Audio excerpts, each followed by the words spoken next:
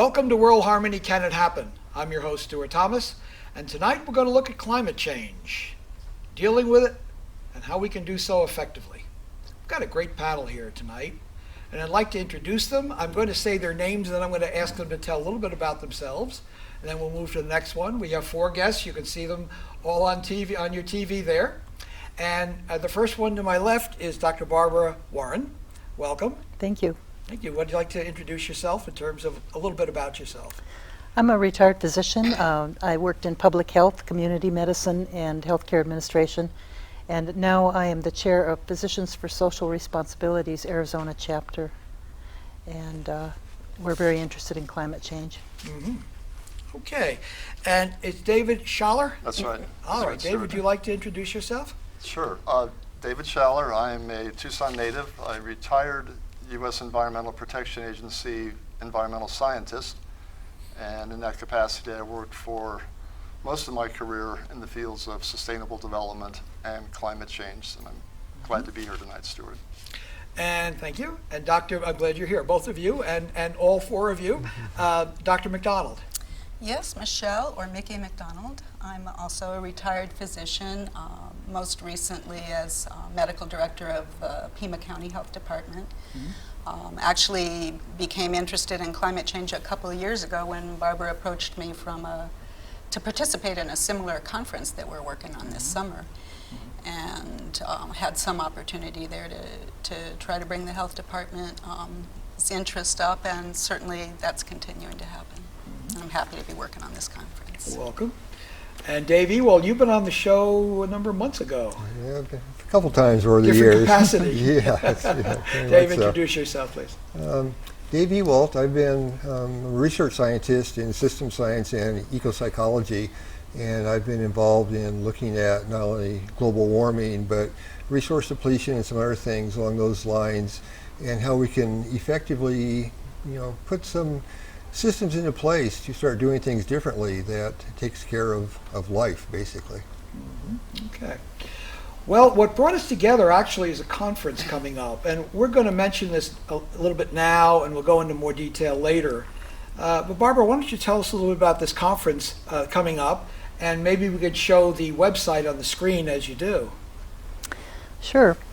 On September 20th and 21st, we have a number of events which will be focusing on building resilience in our communities in the face of climate change. The conference and the program is oriented towards the Southwest, primarily southern Arizona, and the American-Mexico border as well.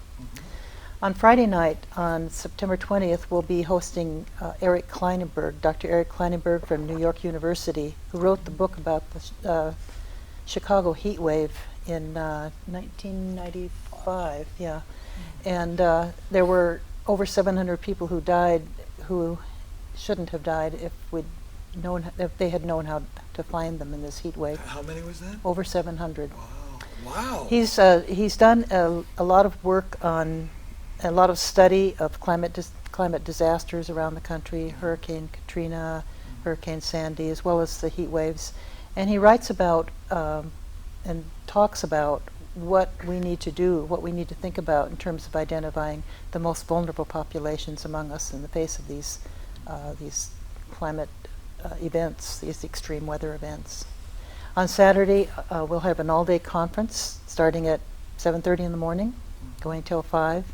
We'll host a number of climate scientists who will be talking about the health impacts of climate change, looking at a public health perspective of how climate changes will affect us in a number of different ways. And in the afternoon, we'll be bringing together people who have been meeting now and will continue to meet up until the conference to talk about different strategies for addressing building climate resilience in our communities through the perspective of different kinds of vulnerabilities. We hope that this will be something that goes on after the conference as well, in terms of engaging people in conversation and encouraging them to take responsibility for doing things within our own community to make ourselves more resilient in the face of the changes that are coming, that we know are coming. You know, when I went on your website today and I read a bit about the conference, you know, I don't know why it didn't dawn on me before, but in preparation for the show, I wanted to be prepared, as I say. So I went on the website, and I noticed there, and this, I know this is obvious, but it didn't occur to me, and sometimes the obvious we need to be reminded of, the health consequences of climate change. And yeah, it's obvious as you think about it, but I hadn't thought so much about it. I was thinking about the inconvenience and how it might affect our food resource. Of course, that affect eventually our health too. But the link directly between climate and health, it really got sharpened in my mind by looking on that website of yours. Can we bring up the website? Not the website. I mean the link to the website. The www. Let's see. Why don't you say? Because you probably know it by heart. I got to look. PSR.org/azclimate. Okay, we'll be bringing that up during the show too. I did ask them though to also be prepared to talk a bit about world climate, because everybody's interested. Well, most intelligent people are interested in how it affects all over the world. And even though their expertise is primarily local, and we're going to get into that, still, I'd like to get a feel for a general idea of, however you want to word it, describe what you think and feel about the world climate change that's been going on. And I'll start with you, Dave, okay. And I'll work this way. I will kind of make it interesting by going back and forth. Well, the global climate changes are a result, of course, of global warming. So we've got, cause and effect, and so there's different ways of looking at what we need to do about both of them.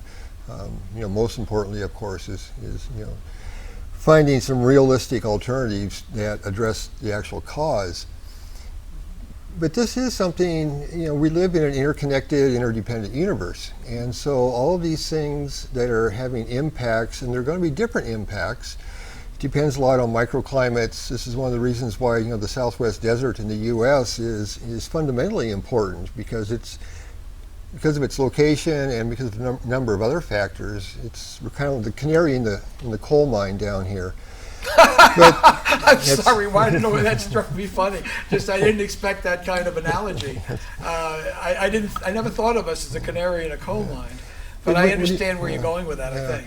But so when you look at a number of the effects of global warming, rising sea levels, which are going to affect populations around the globe, especially those that live in the deltas, Bangladesh, the Mekong Delta, and other areas around the world, that have a certain effect there.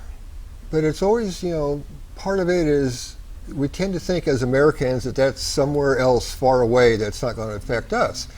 And in the developed countries, especially in North America, that's why the Southwest desert is particularly important in looking at how these changes are going to start affecting people. And it gives us really an opportunity. It's hard to think of ourselves as a petri dish, but in some ways we are. The things we can do here locally can then be transformed, once again, depending on the individual climates and ecologies, the ecosystems of other areas in the world.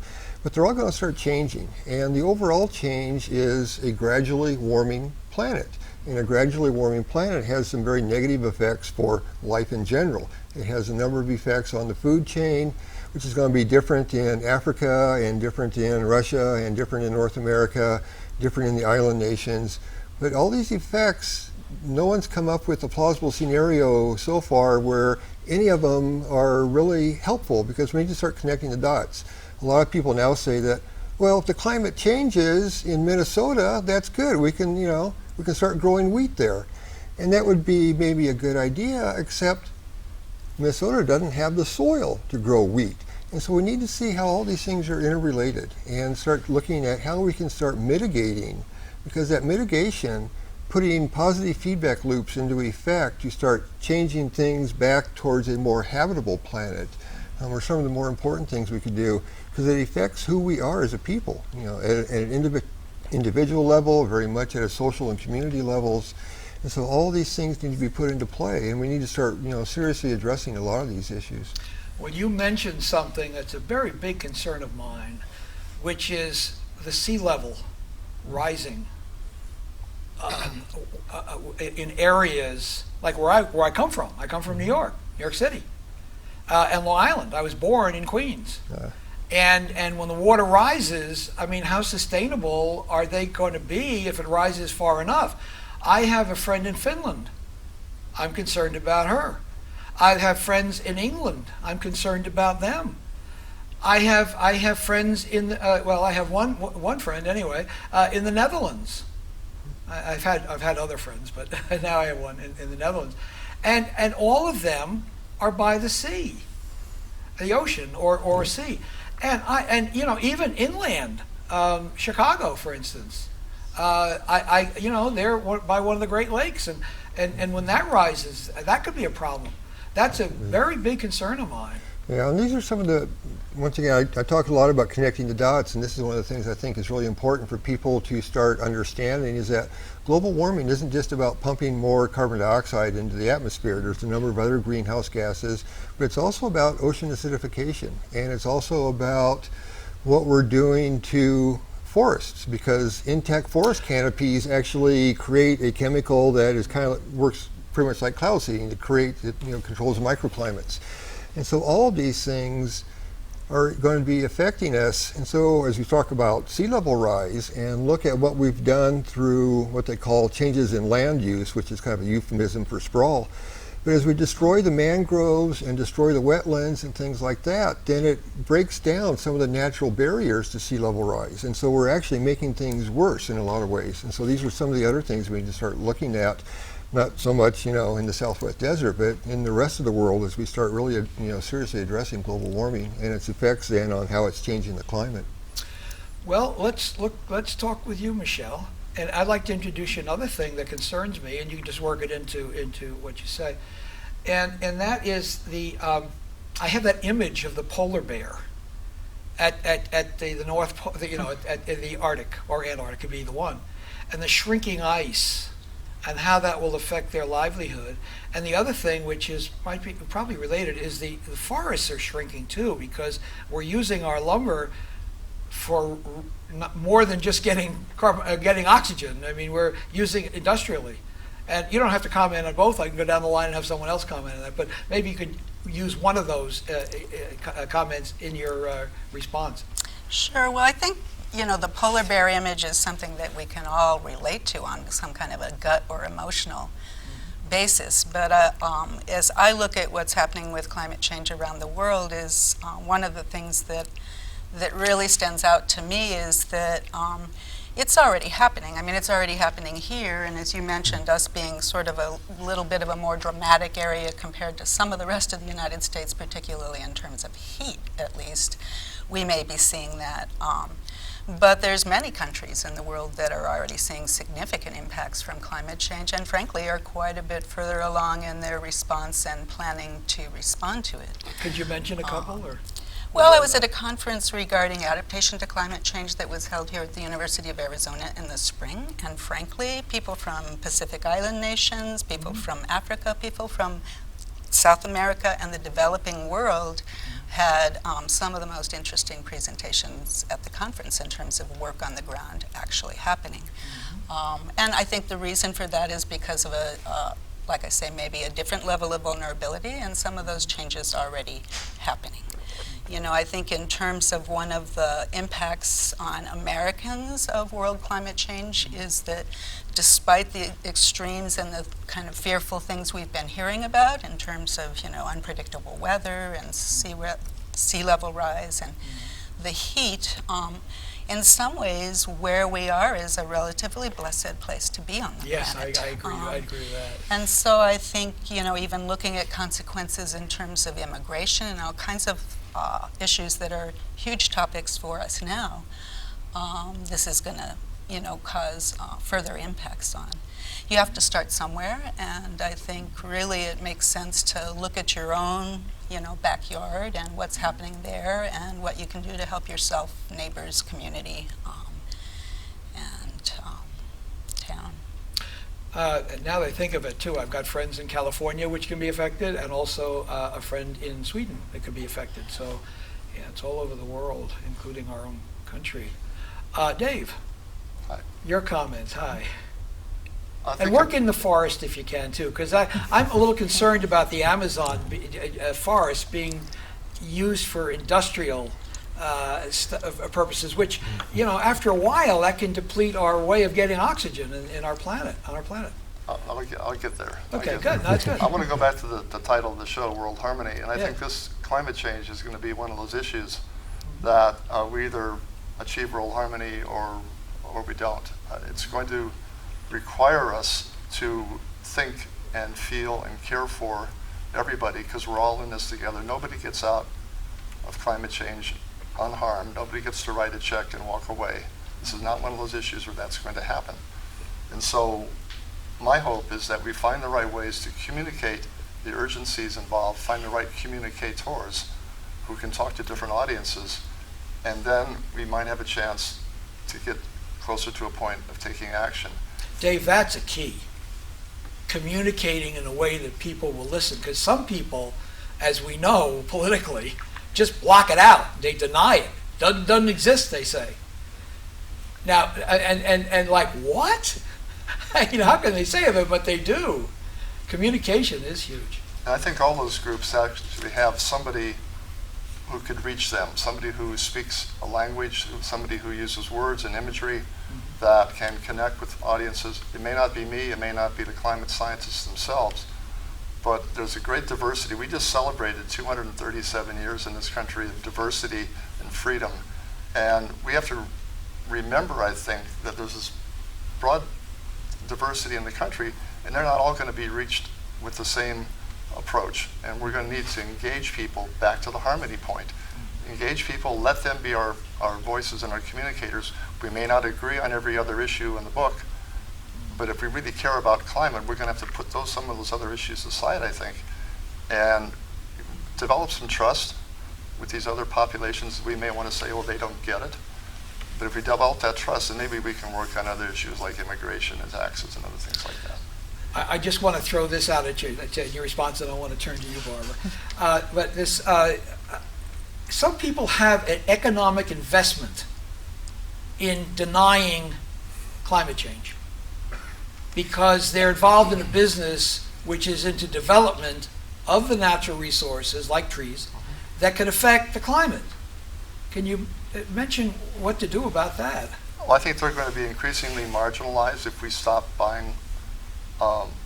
If there's an economic incentive for them to keep doing what they're doing, and there's a disincentive that we can create by saying, no, we're not going to participate in commerce. And this can happen at a personal level, and it can happen and should happen at the national level, where we simply say, we're going to not play in whatever game they're playing. You do that by swapping fuels, you do that by switching materials that are carbon intensive, you do that by taking a lot of dramatic, direct action. And I think that's where we send a message to the people who may think that they've got a free ride to completely turn the planet upside down and make a killing on it. We have to show them that we're not going to let that happen. And we take it on a lot of different fronts, but we can certainly stop buying what they're selling. Well, Barbara, I know you're last but not least, and not only that, please, when you make your comments, say anything as you like about what's been said before also. I think everybody has a great deal to offer in many different ways to what we're trying to do here, and I would agree with everything. Talking about trees, I'll take it to the local level. I think what Mickey was beginning to talk about was the fact that we need to be able to take action where we can take action. And what David was talking about is that we do have the power as individuals and as communities to make the changes that are necessary to make our communities more healthy and to survive the changes and to be resilient in the face of changes that are coming.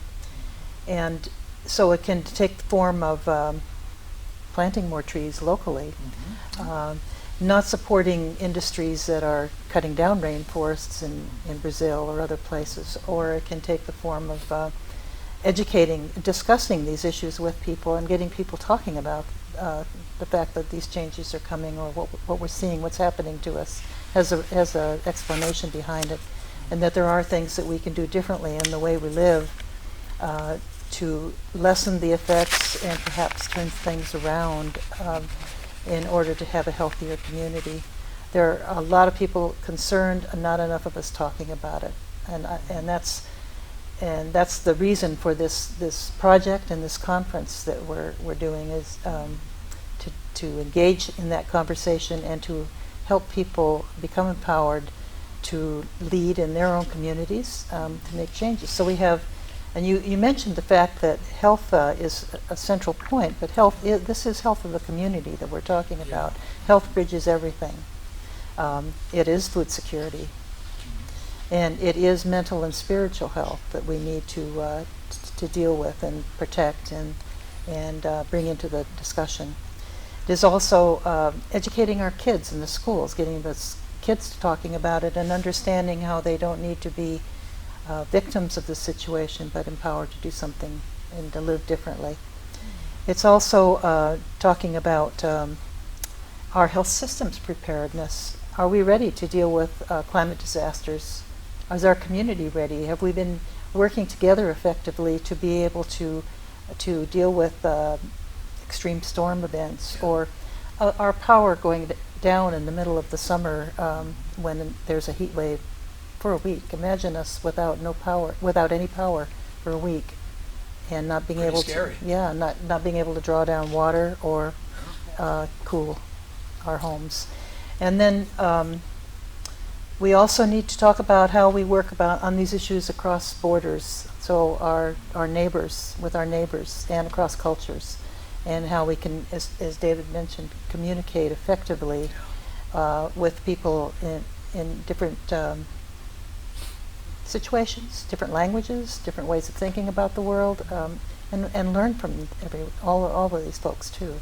Well, I'd like to commend you for bringing this conference to my attention and wanting to be on the show, so we can have a show about it. And also, you told me you were on Vicki Evans' show. I think I'm blanking out. The one for nonprofits. Local Matters? Local Matters. Yeah. Sorry, I had a senior moment there for a minute. Local Matters. Local Matters. Well, that's cool. She's a very experienced interviewer. Yeah. We have about a dozen people who've been working very hard on putting this project together for the past year. Wow. And all of them working hard and bringing many things to the table. And we'll have some of the other members of our planning committee on her show. So. Well, I'd like to commend Access Tucson, too, for providing these venues for you all to get the word out. Not only my show, but Vicki and perhaps others. But anyway, that's two shows. Anyway, we greatly appreciate that. No, well, I appreciate you bringing to my attention this, too, because it made me, since I'm hosting the show, focus on it and realize what an important topic it is. Yeah. And one of the things we've learned is that there's been enormous support from the community and from nonprofit organizations, as you mentioned. Like, could you mention both some? Locally and nationally. So there are 6 national environmental groups that are supporting this conference. Can you mention any of them? Sure. There's Earth Justice, Union of Concerned Scientists, Sierra Oh, Club, yeah. PSR. I count as an environmental That's the one group. you're with? Yeah. Physicians for Responsible Social Responsibility, World Wildlife Fund, and I'm missing one. There's Center for Biological Diversity. You know, very I'm on a important. mailing list of some of those organizations. And Center for Biological They're good Diversity organizations. is a local organization. They're Which based- one is? Center for Biological Oh, okay. Diversity. Very important. They're one of our first supporters. And these folks are all feeling that it's time that we all, in all of our communities, begin to talk about climate adaptation, building resilience, and in that process, develop ways to mitigate climate change. So if we live differently, there are many things we can do to mitigate or prevent the advancement of climate change. One of the things that occurs to me as you all are talking is that climate change doesn't only affect us who are living now, but will affect generations to come. Right. And are we being stewards for them, Absolutely. as well as for us and those we care and love? And, concerned about. Now I'd like to open it up. I've had each of you speak individually. Now I'd like to do a collective. Okay? Again, I'm going to open up the topic again about world. And you could cover any part of the world which is a particular concern of yours for whatever reason. But I'd like to have an interplay now, if that's okay. Who'd like to start? Well, remember, this is a conversation now. I'm going to pick up on what Dave said Oh, about sure, okay. Bangladesh. Okay. People who are living in the lowlands in Bangladesh. And should we care about them? Or what's that effect going to be on us? It may not affect us in Tucson first, but it might affect us down the road. Point being, come back home, when Hurricane Katrina hit New Orleans, it almost tracked and hit Houston. And when it went to the east, Houston thought they escaped the effect of Hurricane Katrina. A week later, there were 70,000 evacuees from New Orleans living in Houston. They did not escape it. They took on the consequences of that hurricane in different form. And so what we have to remember is that what happens in one place doesn't necessarily mean we get a get out of jail free card. Well, how did it affect Houston? I don't remember. People left, they evacuated, and they ended up in needing housing, that's food, okay, that way. Okay. Medical care. I understand. health care, I see all what of you mean, that. yeah. Okay. And a lot of them didn't go home. So if the population grows, are we ready to have our population grow by a certain amount because of a disaster somewhere down the road here in the Southwest? We have to be vigilant, and that's where this harmony notion comes in, is we have to care about what happens in these other places as well. And ultimately, we're going to be caring about the rice farmers in Bangladesh. And not only should we care just as a good thing to do, but we may have friends or relatives in these other parts of the country too. I have a good friend living in New Jersey. And I have a relative, an uncle, living on Long Island. And Hurricane Sandy wasn't particularly good to Long Island. In fact, now I think of it, I got a friend in Brooklyn, and I saw pictures of Coney Island from Hurricane Sandy that weren't very positive looking.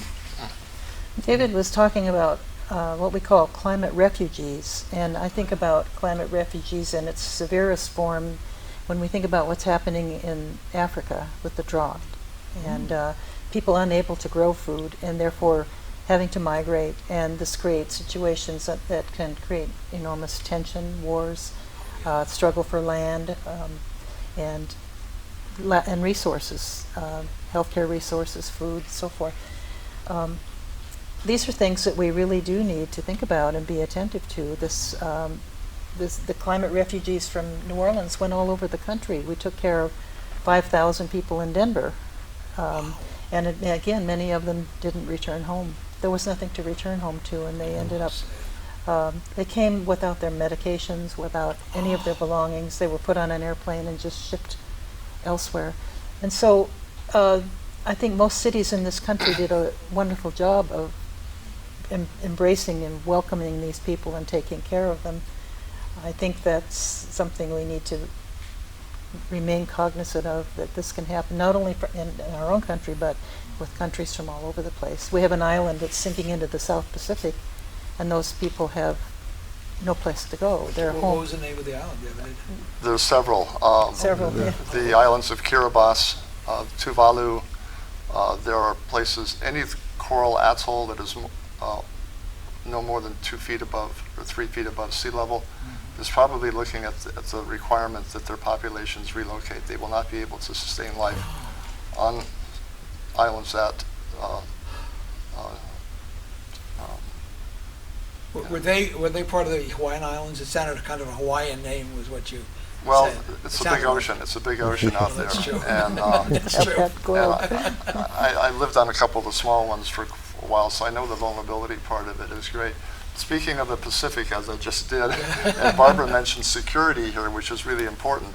A couple of weeks ago, the Admiral, Navy Admiral Locklear, who's head of the Pacific Fleet for the United States, was giving a briefing on threats. And people ask him, the press asked him, what the largest threat, the greatest threat facing the United States was in the Pacific. Now, this is a place that has problems with Korea, problems with insurgencies, lots of other issues like that. Admiral Locklear said the biggest threat facing the United States Navy and the United States of America was climate change. Really? An admiral said that? Admiral Locklear. Wow. So, I mean, this is serious stuff. I mean, they're taking it seriously. We need to take it seriously. Sounds that way. Barbara, do you have anything to add in terms of? Michelle or Mickey? Michelle, I I'm was sorry. trying to bring it a little bit I to the health apologize, Michelle. issue, and I don't know that I can give you an international example. I can probably give you a U.S. example that maybe people could imagine an international one, but just one of many health problems that could be impacted by changes in our climate has to do with spread of what we call vector-borne diseases, meaning diseases spread by mosquitoes or ticks or creatures like that. So specifically with respect to, say, Lyme disease, there's some very good data that the geographic spread of where people are at increasing risk for contracting Lyme disease is very much related to changes in temperature. What are symptoms of Lyme disease? Symptoms of Lyme disease? Yeah, I mean, what happens when you get Lyme disease is what I'm asking. Well, I think the tricky thing about Lyme disease, if it's not recognized when you first get it and it's not treated at its initial point when you're bitten by a tick, as it were, you could treat it successfully, but often it's not recognized, and then it can become disseminated in the body and cause very severe health problems. But what I'm getting at is that the geographic spread of that illness very much correlates with the geographic spread of these ticks that can now live in a lot more environments because it's warmer. So, I mean, you think about that with something like, I think there's a new SARS kind of a similar virus that's currently circulating internationally. And so some of these, emerging diseases that for us, we're not used to them being common, means we have a whole susceptible pool. So with international travel and just that one particular issue of an increase in vector-borne disease, there's tremendous amounts of vulnerability related to that. And I bring that up because I think one of the reasons for me that to focus on health impacts of climate change is not so much because they're the most important ones, but because they are some of them that affect everyone. Nobody is immune to some of these health impacts. And I think it's one of those issues that I think as people understand how it will affect them and their loved ones, there's closer to home perhaps reasons to do something about it. Thank you for correcting me. I apologize for calling you the wrong name, Michelle. I'll try not to do that again. I'm sorry. Dave, do you have some additional comments to what we're discussing here? Yeah, as a system scientist, I tend to tie things together a lot. And one of the things that David had said, about communicating and finding ways to do that are effective is, part of the work that I do is actually working on developing a new narrative, looking at ways that we can get that story out there for people to understand not only how we got to this point, but what we can realistically do about it based on who we are. Within the conference, the committee I'm on is the psychological and spiritual well-being and health effects of global warming. And one of the things that you had mentioned a little while ago also when talking to David was about global warming and how we address it not only affects current population but future generations as well. But it's not just people, it's also the rest of the living world. And this is something that's very important for people to realize. And the way I build on that is going back and looking at Aldo Leopold's work, back in the 1940s, where he's talking about, at the time, the food chain, and now we refer to it more as a food web. It's not a linear or hierarchical, chain, but this interconnected network of all living organisms. The way life on Earth seems to have evolved is that there's some chemical process that all organisms have that are important to other organisms, either on either side or above or below them, within the food network. So within this web, as we keep destroying individual links in that food chain, which that part makes a good analogy, we're actually impacting the health of ourselves. And at some point, if we break enough of those, and this is where we get into talking about biodiversity and how global warming is affecting decreasing biodiversity, at some point, decreasing biodiversity. Oh, okay. And so at some point, we have to become cognizant of the fact that no food chain means no food. And so this has a major effect. But when we look at how has this come to be, and we look at this way of building relationships that sees the earth as both a bottomless, pit for waste as well as an endless supply of resources, second grade math kind of shows us that that is not going to work out on a finite planet. And so we take these things and start putting them together and start looking at, okay, what's the story that allowed us to get to here? And then looking at the fact that that story is something that we have all embodied. It's part of our first grade readers, and it goes right up through graduate school. The story that the way we look at becoming an economic actor as the highest aspiration for humans, and then look at the fact that industrialism, which is that paradigm, and it's not the economic system, it's not capitalism, it's not socialism, but that way of dealing with relationships. And we build our entire sense of self-worth around that. And so as we start getting realistic about global warming, the fact that, burning fossil fuels and deforestation and ocean acidification are all impacting that, they're all impacting that because it feeds economic growth. We've all been taught that economic growth is necessary for progress and prosperity. And so all of a sudden, to actually do anything realistic about global warming, we have to first of all admit that our way of living is based on a lie. Now this has some very profound psychological and spiritual effects on people. All of a sudden our entire sense of self-worth and identity and everything else is shifting. And so when we start looking at, Sarah Kahn, who's the head of the psychology department at Yale University, says, the earth hurts and it needs healing. And it speaks through us, and it speaks the loudest through the most sensitive of us. And there's a spiritual aspect of that, there's an emotional, psychological aspect of that.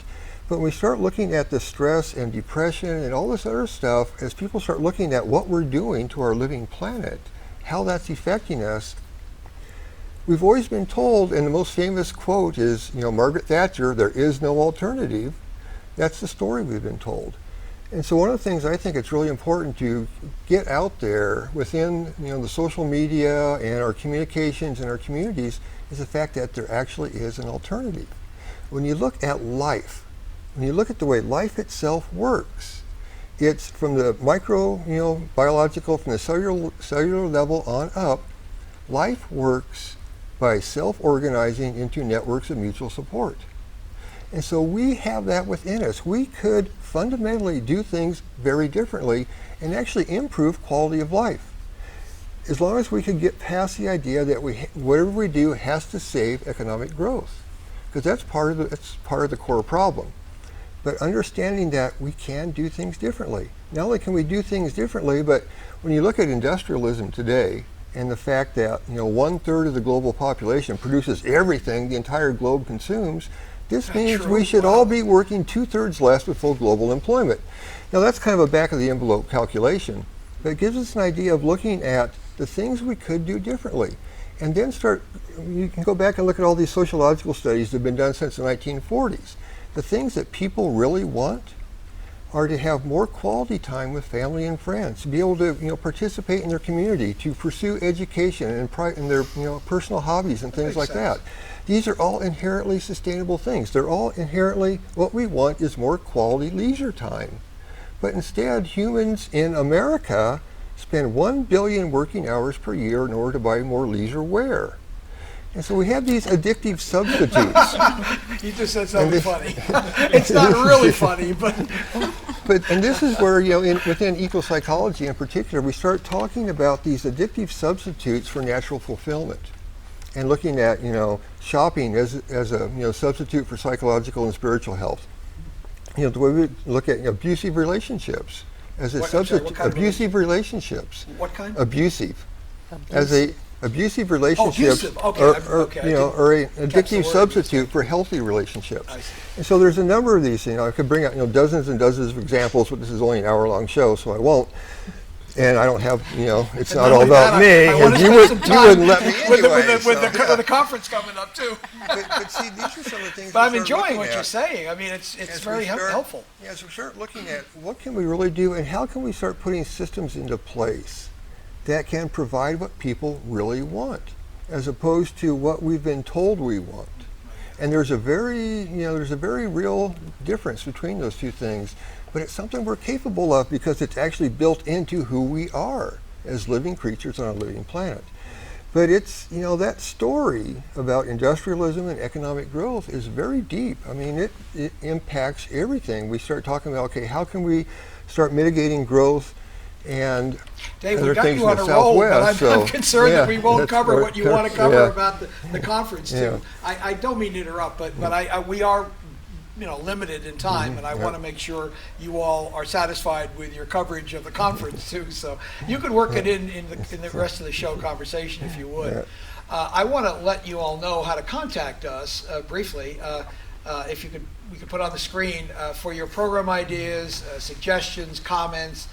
You have a phone number there, 520-722-2837. You can call us, or you can send an email to forwardtofulfillment@yahoo.com.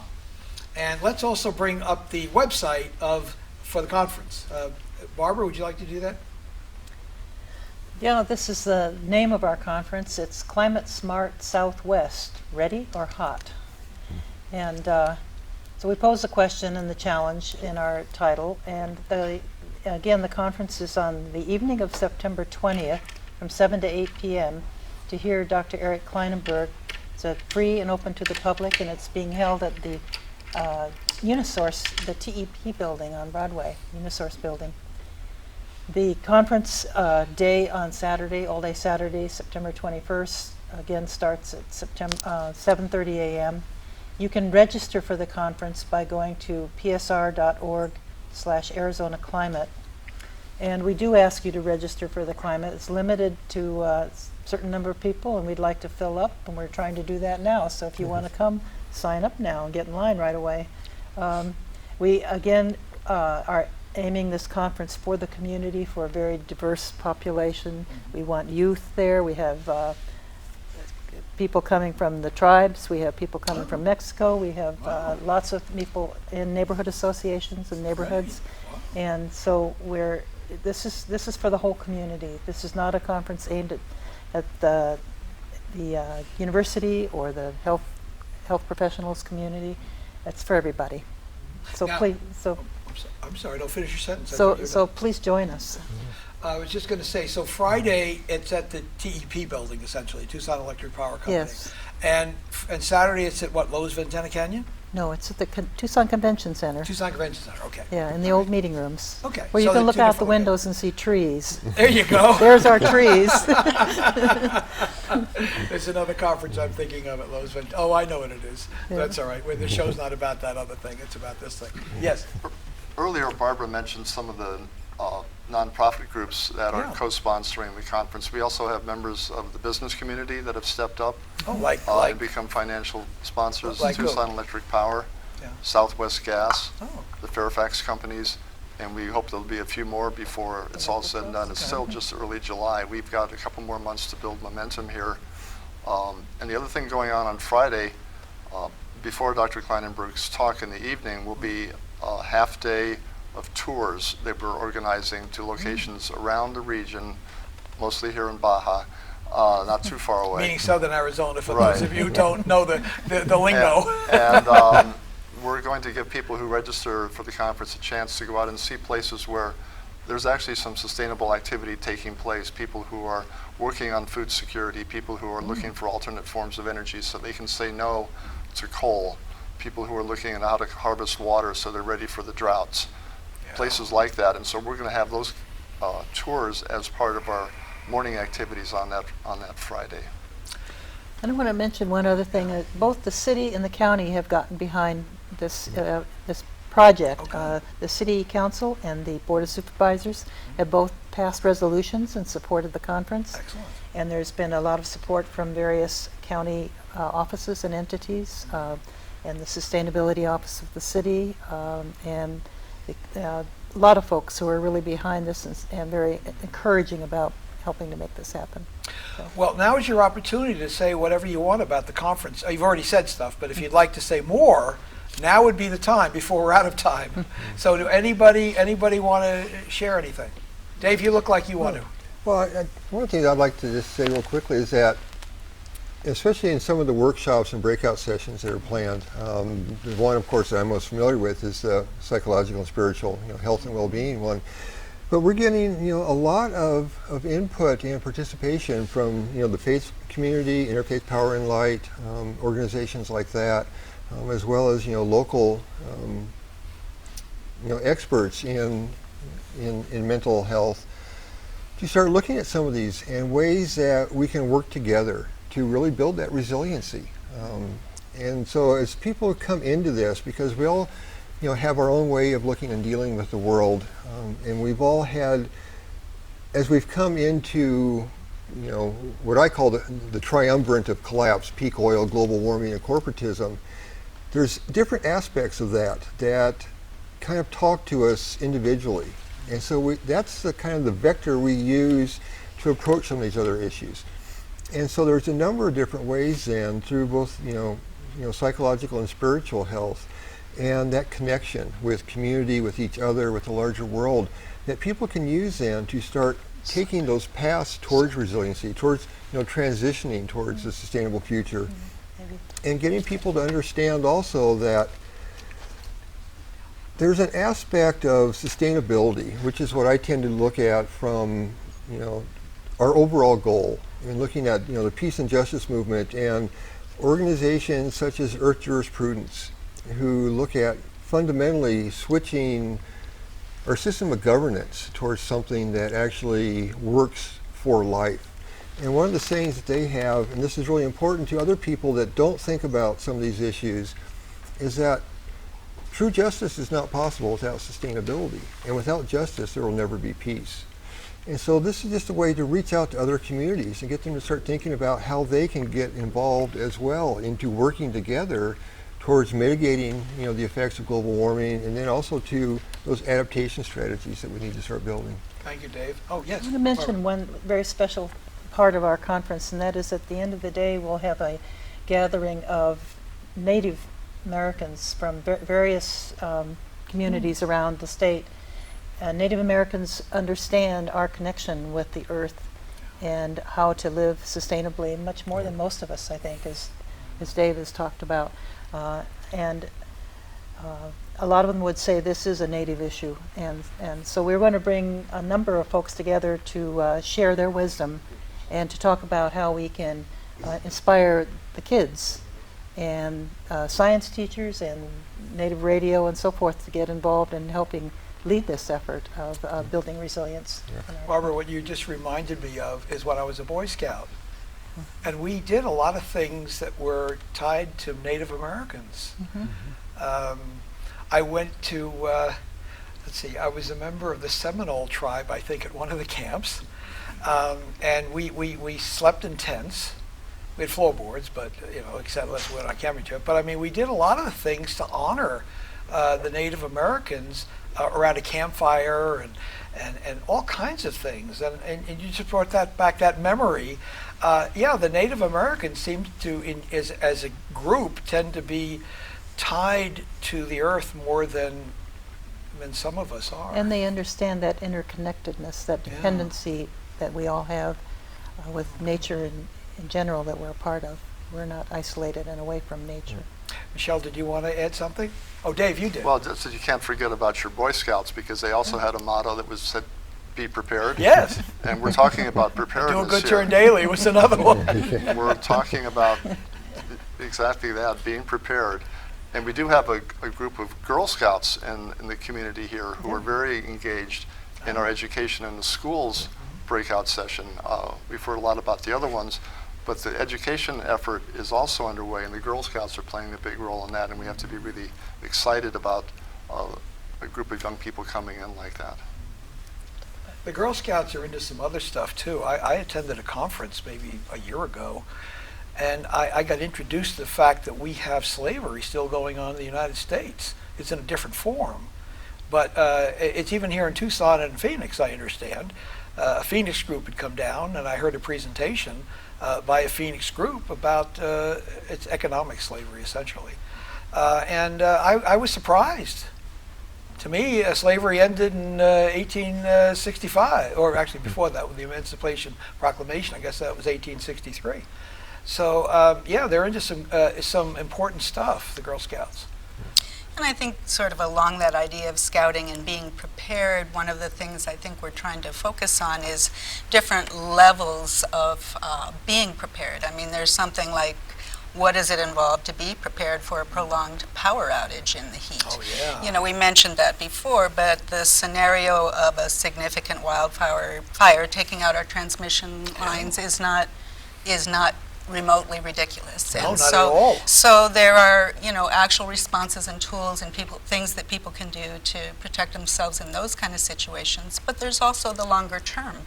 If we're going to be hotter, what else can we do? Whether it's, you know, planting more trees, I think we mentioned earlier on, weatherizing and improving the energy efficiency of our homes. There's a lot of solutions beyond the formal preparedness ones that I think that can be applied, and the broader community we're able to reach to begin talking about these problems. I think the broader the set of solutions, hopefully, you know, can be brought forward. So I'm going to ask in a nutshell, why, you've talked about the conference, but give your chief selling point why an everyday person should want to come to the conference. And I'll start with you, Barbara. You're a part of this community. There are changes happening. We don't need to be powerless. We can empower ourselves as a community. We don't need to wait for government solutions in Washington, D.C., or even at the state level. There are things that we can do, and I think we all need to be together in making this happen.